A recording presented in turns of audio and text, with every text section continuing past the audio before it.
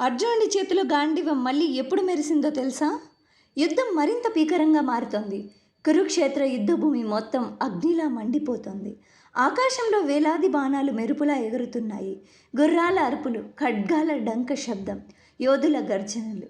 ఆ మహాసంగ్రామం మధ్యలో అర్జున గాంధీవంతో మెరుపులా పోరాడుతున్నాడు. అతని ప్రతి బాణం శత్రు సైన్యాన్ని చీల్చుకుంటూ వెళ్తుంది. కానీ ఒక్కసారిగా యుద్ధభూమి మొత్తం భయంతో నిశ్శబ్దంగా మారిపోయింది. దూరంలో ఒక మహారథం కనిపిస్తుంది. ఆ రథంపై నిలబడి ఉన్నాడు భీష్ముడు.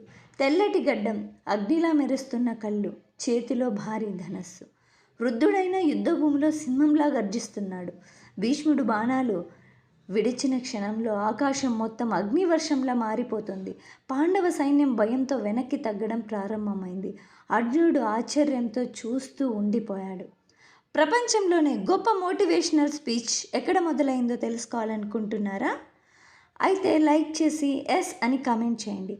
Thank you for watching and subscribe Suresh VIBGYOR blogs. Next part కావాలనుకుంటున్నారా?